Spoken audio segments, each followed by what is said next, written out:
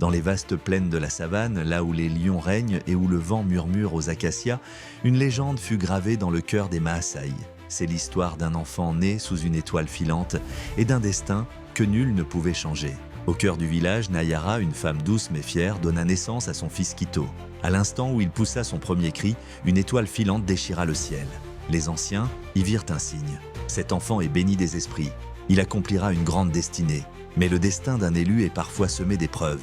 Les années passèrent et, à mesure que Kito grandissait, des malheurs s'abattirent sur le village.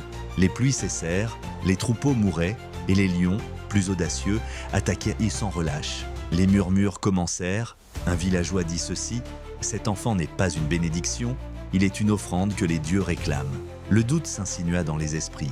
Et bientôt, le chef Olokun, un homme respecté mais rigide, réunit le conseil des sages.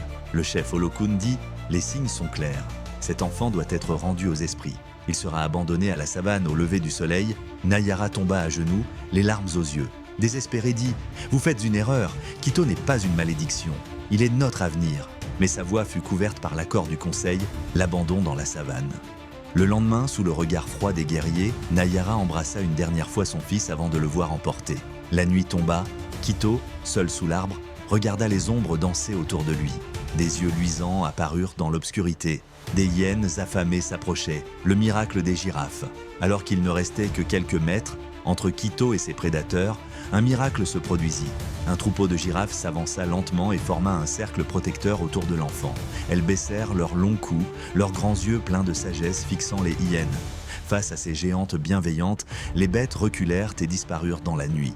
Kito, sous la protection de ses gardiennes silencieuses, s'endormit paisiblement. Le retour du fils des étoiles, quand les guerriers du village revinrent vérifier son sort, ils furent nés à frapper d'effroi et d'émerveillement.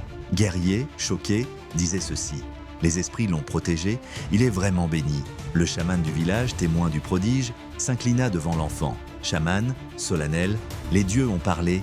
Kito n'est pas une offrande, il est l'élu qui nous guidera. Les guerriers prirent Kito dans leurs bras et le ramenèrent triomphalement au village. Nayara, en larmes, serra son fils contre elle. L'ascension d'un chef légendaire Kito grandit pour devenir un chef sage et puissant, ramenant la prospérité à son peuple. Il était celui dont parlèrent les étoiles, le fils du ciel, que même la savane n'avait pas pu prendre.